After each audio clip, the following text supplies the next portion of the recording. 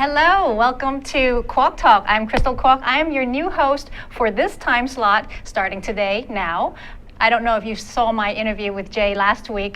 Just a little background info is that I come from Hong Kong. I used to have a talk show there, and I was there for over 25 years. And I moved here last year with my family.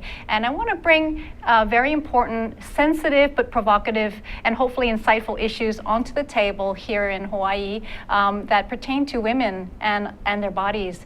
And so I'll be doing a lot of those types of topics, and I'm hoping that you'll embrace it, and I hope that this show will trigger conversations, and if you have any comments, critiques, criticisms, suggestions, anything, I would really love that. So to remind you, we have a hotline number, and you can call anytime. I'd love to talk to you. It's 415-871-2474. And today, I'm going to kick off my first show with a topic that's a little bit over our heads. Now, what does that mean?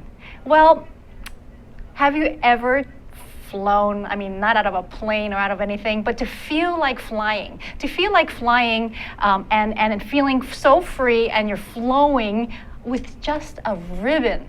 Yes, we're talking about aerial, the beauty of aerial performance. And I've got this beautiful guest with me today who's going to enlighten us on the concept of it. And we're going to go deeper on it and what it means to fly, or what it means to release those inhibitions and fears and just go with it. So at that point, let me introduce Andrea Torres. Andrea, Hi. welcome to my show. Thank you. My pleasure.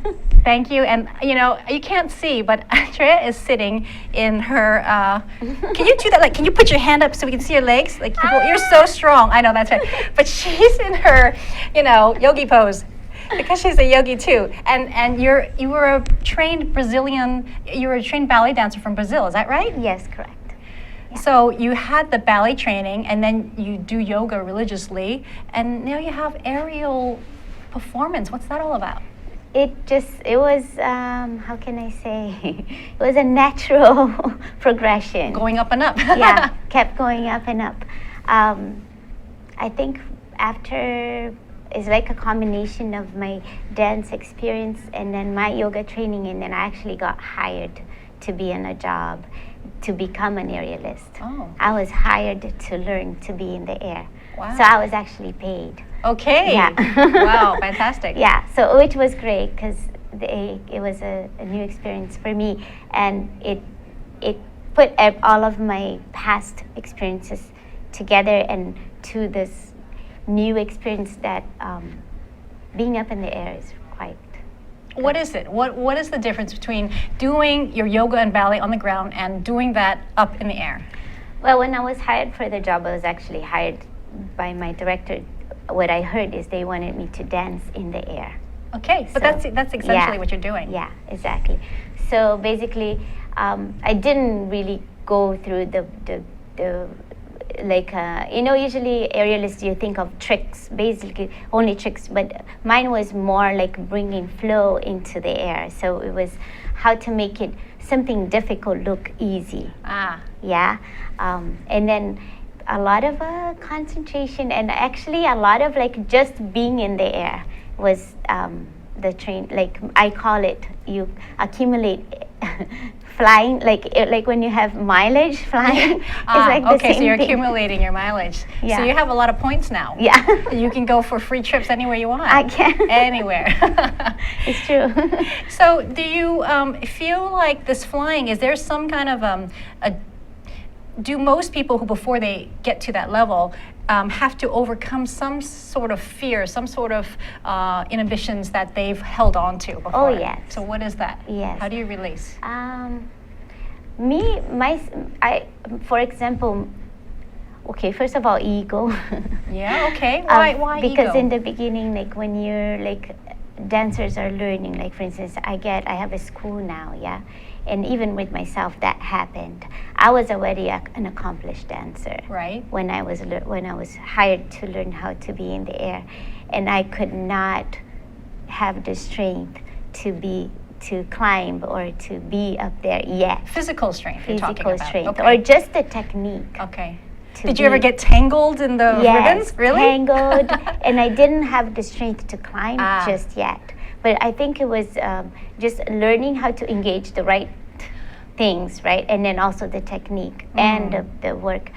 But so I had to go through a little ego, like because I was already accomplished in something, and then you're learning from something else. And also like when with our students, or I watch like exactly the same thing. You know, you arrive in class and you look so good, but then when I give you something that looks so simple, and then you can't do it, and it just like, oh, you know, it's like, oh, I don't look as good how I look, you know what I mean? Like it takes a little while for you to build up to be that confident same person that you are again in another environment. And that's the whole illusion of this type of art, is that it looks so beautifully soft and flowing, but you need so much strength to carry that. Can we maybe at this point take a look at some of the photos we have of you in the air? It's stunning. Was this in Hawaii? This is in Hana. This was taken from the bridge out at 7 sacred pools. Wow. In what are you hanging off of? This is from the bridge. You can see the bridge on that, but we are hanging from the bridge, and so the photo was taken from the mountains. There must be some pretty high amount of risk with tangling and hanging, free hanging. Yes. No? So that's where the name of my company comes in, Samadhi. Yes, what does that mean? Which is that moment where you have to be so one with what you're one. You're in complete absorption and focused. It's like single-pointed focus, yeah? So it's like that. You can't be distracted. Right. Yeah. It's actually very meditative when you reach that. It's like when I say... When you reach that. But how do you reach that? Wow. Yeah. It's like the it's the ultimate level of existence. So it's very zen. It's zen, yeah. And it's exciting too. Okay, so that's a contradiction there. There's a little thrill involved, but there's a calming effect once you get to that level. Yeah. And the strength and the core and holding everything in together to look like you're releasing. Right. How do you do that? And what is that analogy to you as a person, as a woman, you know? How do you feel about that connection? Is you have to is the you know that moment when all the planets align and it's like you actually you surrender, and you surrender. I don't think I've reached that yet. Do most people find that? You know, with aerialists, you can start seeing different styles too. Okay. And then some people are more on the strength side that is very like aggressive and very like in control of it. And some people you see more surrender to the flow. I see. Yeah, so it's actually, it brings out people's personality too. Interesting. Yeah. And what do you think yours is?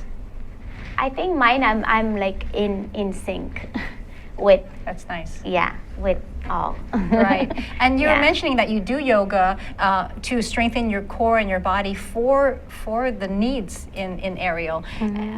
Do you feel like women are based in the core? Do you think that that's where we start to unravel everything or hold everything together? Or is it somewhere else? Where is it for you? Well, the core, we have to remind of the core. Like I think our everyday things sometimes gets us, when I think we get disrupted or disconnected is when we actually lose the connection with our core. Right. So do you think that with women... It's like when your balloons start flying out and then you don't pick them up anymore. It's like if you have them all and then if your core is connecting everything. So it is a connection. You need to find that connection. Yeah. Right. And not everybody has it. So is aerial performance a way to find your connection? It is. I have to say that like I said, was a natural progression in my life. Is like I get so multitask. You know, the more you do, the more you do. Like that. Yes. So this one forces you to focus. Forces you to strip everything off and allow yourself to be one in your element at that moment. Exactly. Wow. Exactly. Now there are analogies of flying with many things. I don't know if you've heard of the novel Fear of Flying, but look at you. You have such strength in your the confidence in your face in this photo of your foot reversing, you need to have, like you said, it's that focus. Now, the fear before you get to that point of that confidence. Tell us There's about the that. element of fear too, which is when we have to breakthroughs, right? Yes. Yeah. So I feel like there is that element of fear, but then there's a moment that you actually embrace the fear. You know, like at young age when I was performing as a ballerina, and I would be very fearful some of the performances. I would be so scared. And then that would ruin actually my performance. Right, but then, of course. And then at one point I learned to get that energy and turn it around, that fear, see the excitement or the bubbling in the fear and turn it around. That is actually helping me to create more. So it's that energy, Yeah. but first was a negative energy, and you morphed it into something positive and used it to your advantage. Like we have to Wow, but that's an art in itself. Yeah. A lot of people don't know how to do that. But when so I went skiing for the first time. Really, when?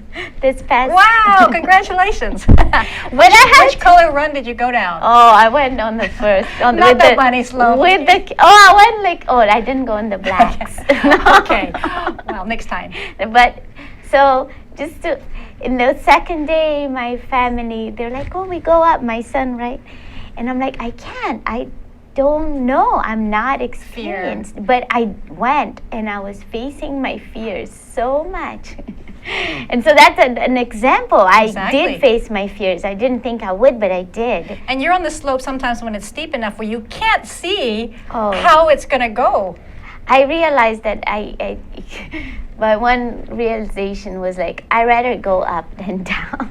Like I don't like to completely lose control. Like going down the slope like that, I felt like I wasn't in sync with it. So that's why I was so fearless. Yeah. Yeah. Now going back to aerial, being up in the air and hanging and flowing, your perspective is down. Right.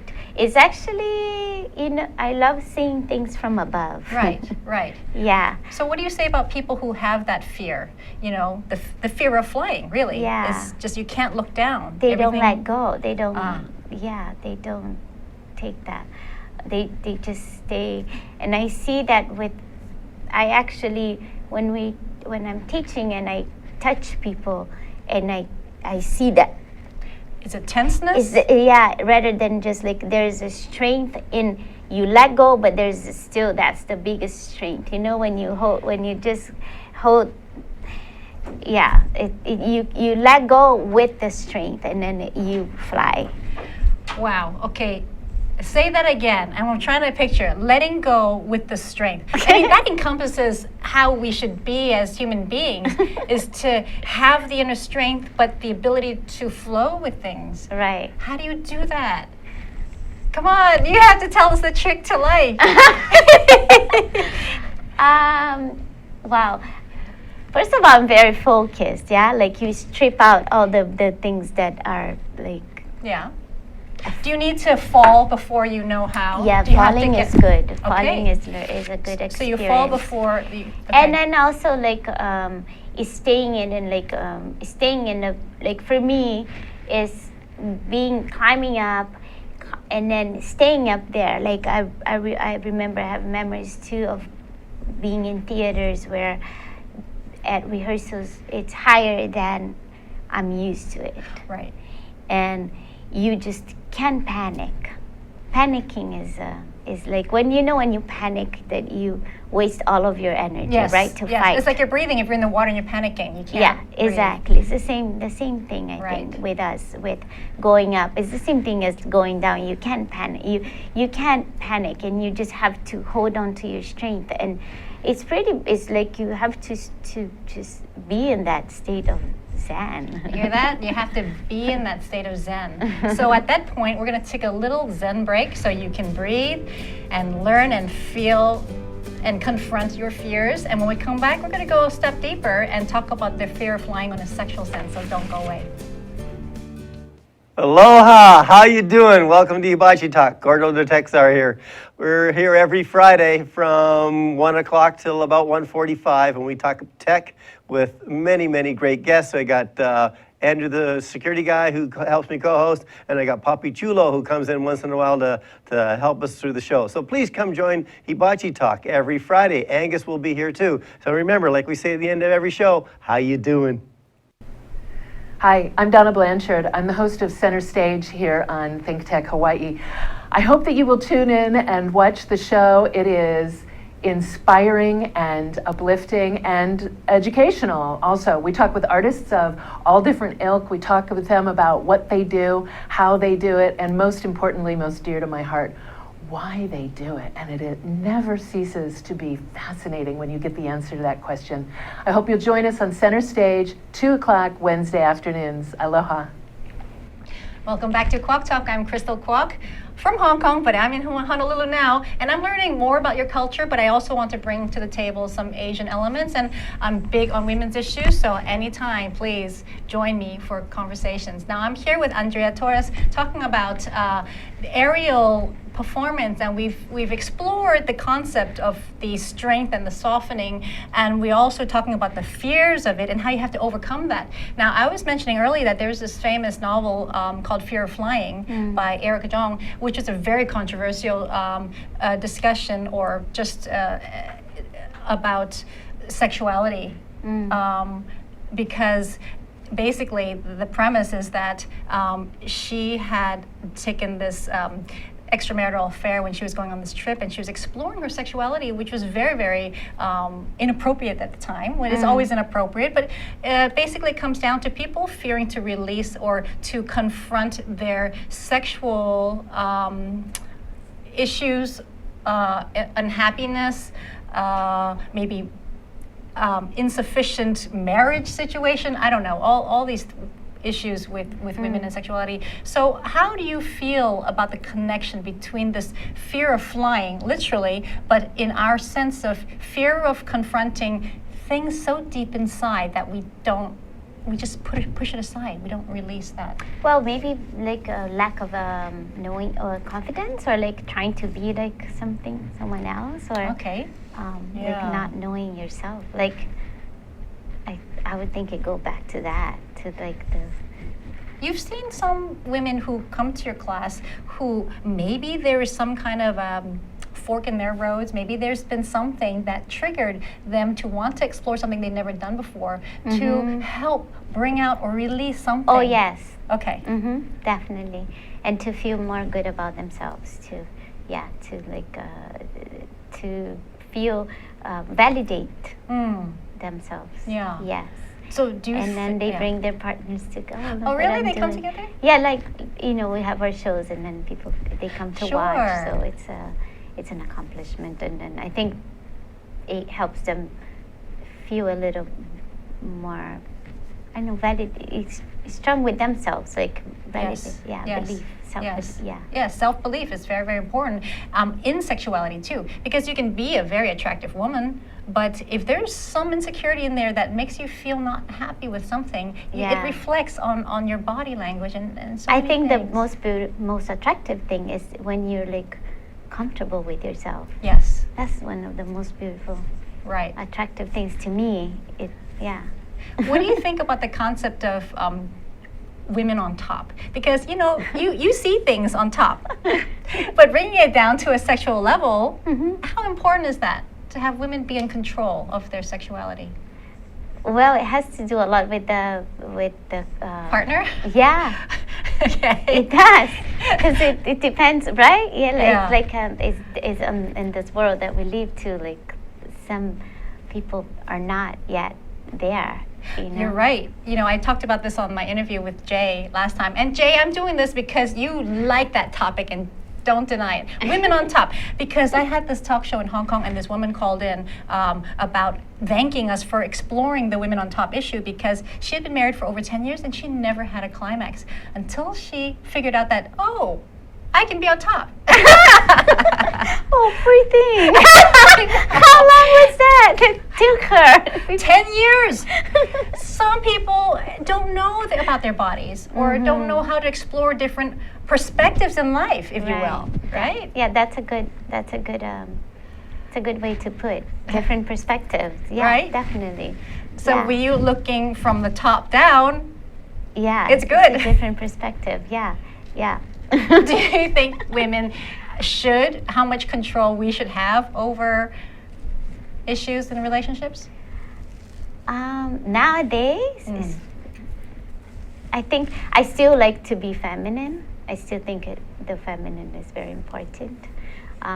But it's learning. What does that mean? To Learning be different aspects passive? of each other. Not passive, no. Okay. No. Sensual. Okay. Yeah. Soft but Soft, strong. The exactly. concept of the aerial. Exactly. Yeah. Exactly. Because you can still be soft. You can be strong, but still be sensual, be soft. It's like that. You don't lose your strength if you play the soft side, or vice versa. Okay. I don't know how to. No, you tapped onto something very important, and I know you have to leave for a dentist appointment. No. I'm sorry to cut this I'm short. so sorry. It's okay, but it's really, really wonderful talking to and stripping this concept from aerial to deep down into who we are as women. And it's a very interesting thing because, like, for instance, when I'm at theaters and I'm rehearsing and I'm up there, right? And I'm like on top, right? Right. And all the technicians, they're mainly are men, right? Right. They're like, wow. And then yet they see this woman hanging up there that is really strong because I'm able to hold myself up in the air. But yet I'm a feminine. And it's like, it's a very reverse role thing that happens. And yet yeah. Yes, and it's actually, you're a spectacle up there with the male spectators, and yet you're in control because you're on top. Mm-hmm. Wow.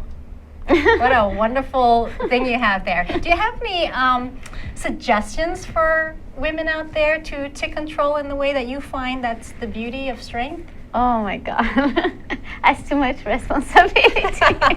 Okay, just give us a tip for the day. I think just like what I said, being comfortable with yourself and everybody. Yeah, I think knowing yourself is the most. Not try to be like someone else. Like, Yeah. yeah. Yeah. Well, you're saying it, I mean, truth speaks for itself. So if you can enjoy, thank you so much, Andrea, for sharing your Thank you. experience with aerial and sensuality and strength and all that together. Now go for Okay. your dental appointment. I hope you don't have any cavities. We're going to take a short break and then we'll come back and we'll wrap it up with Kwok Talk. Aloha, this is Maria Mera, and I'm here to invite you to my bilingual show, Viva Hawaii on Think Tech Hawaii, every other Monday at 3 p.m. We're here to inform, motivate, and entertain you. Join us. Hola, soy María Mera y estoy aquí para invitaros a mi show bilingüe Viva Hawaii en Think Tech Hawaii cada 2 lunes a las 3 de la tarde. Estamos aquí para informaros, motivaros y entreteneros. Apuntaros. Hello, I'm Stephen Katz and I'm the host of Shrink Wrap, which comes to you live every Tuesday at 3 p.m.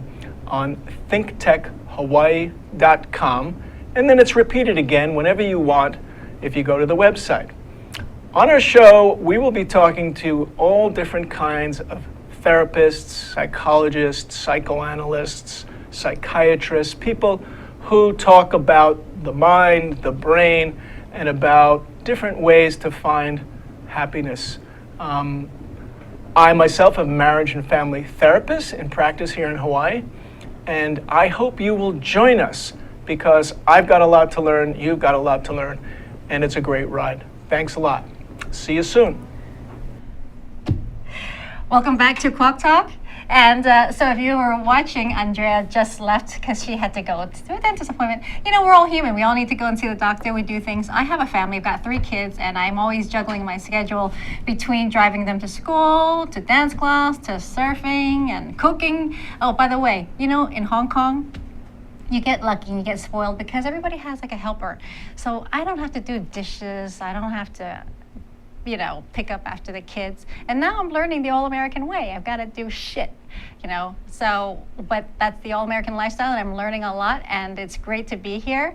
And again, I just want to share that my concept of bringing Kwok Talk here to Hawaii is to put women's issues on the table that we find possibly inappropriate, maybe oversensitive, or don't want to go too deep into that area, like, oh, she's talking about the woman's body, oh, she's talking about those parts of her body. I want to explore those things because it's something we all deal with.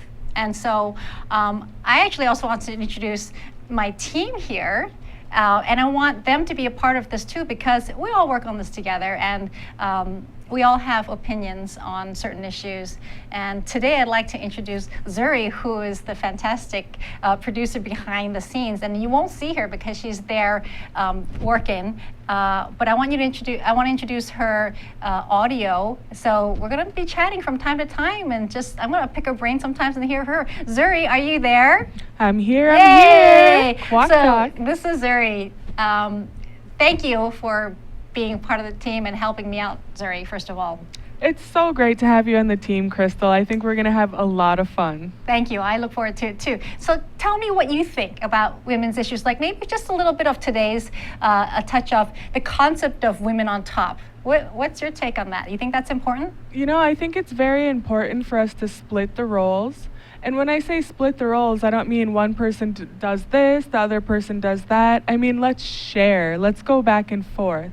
And when your guest actually, Andrea, when she touched on the idea of femininity, I was like, I think you can still be dominant while being submissive. I think you have to give and take. What do you think about that? I think that's a very good point, and that just reminds me of, being in Asia for so long. You see a lot of the passive submissive of the Asian female. And it's so opposite here, because you have, I guess by nature of American culture is that women are more upfront with their opinions and feelings and just physically too. I don't know if you agree with that or not. You feel like women are more upfront physically in America? Yes. Yeah, I would definitely say that. I would say that. But I do think that women are judged more in America because, there's so many diverse roles that you can take as a woman where, if somebody doesn't see you always being submissive, then they assume that you're kind of a bossy bee, right? Which is what I get. People say that about me a lot, but then on the other side, people think I'm really sweet. Right. But it's only after they get to know me a lot. But if they judge me off like one or two interactions, Yeah.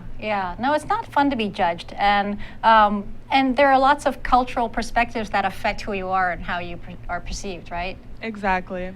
So let's get back to the sensuality from Asia, or the submissiveness. Yeah. Do you think that's a better trait for women to have, or I don't know if it's a better or worse. Personally, I'm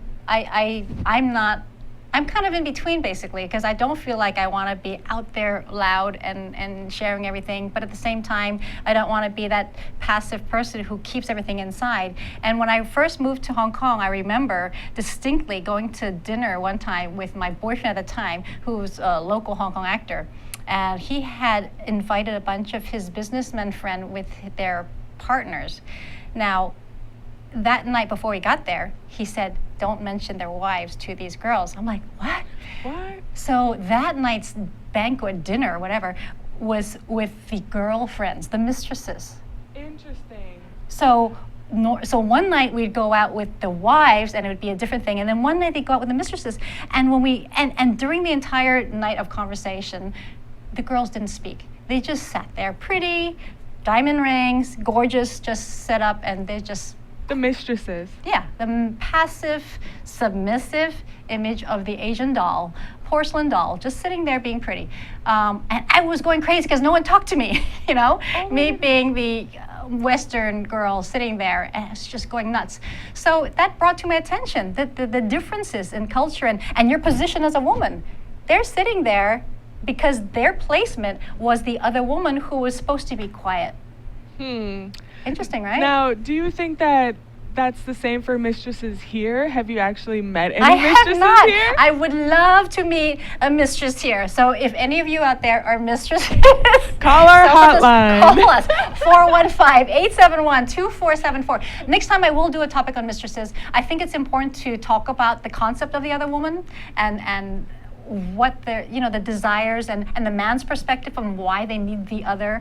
It's really fascinating, isn't it? Didn't you write an entire book about that? It was a film. Okay, It's a called film, The a Mistress. film, okay. Yeah, so I have a lot of stories there, but I need to learn about the Hawaiian culture of it too. So bring it on, people. So Zuri, let's leave that one for people to think about. Yeah. All right, let's do that. Yeah. I have so many questions for you about it, but we can move on. Okay. Let's get back to women on top. What Women made on you? top. Yeah, what made you think about that whole topic in general? I think it's a kind of a contradicting topic. Andrea was also mentioning it. It's good to be strong, but you don't want to be overbearing, but you want to empower yourself. And so how do you make that work for yourself? On the literal sense, on the sexual sense, like I said with my previous experience with that talk show, is some people don't even know that's an option. So their placement as a female may be just something passive, just lying there and letting life take them through, being controlled by men. Right. And that's not necessarily a good thing. But you don't have to be on top all the time. Like Andrea said too, it's nice to be sensual and soft and feminine and not to be passive though. There's a difference. So do you have any tips for women who may be told that they're overly aggressive? How can they soften up while still keeping that dominance, while still being on top? Ha! You should give that tip. You're in the back, but you're controlling me. Ooh. I say you have to demand it. If I just say you have to demand it, and if it doesn't work out, it doesn't work out. You're right. But you need to know what you want. Exactly. You have to learn what you want, and you have to be willing to give and take. Yes. I don't think everybody exactly knows what they want because No, your most body people goes don't. through so many changes.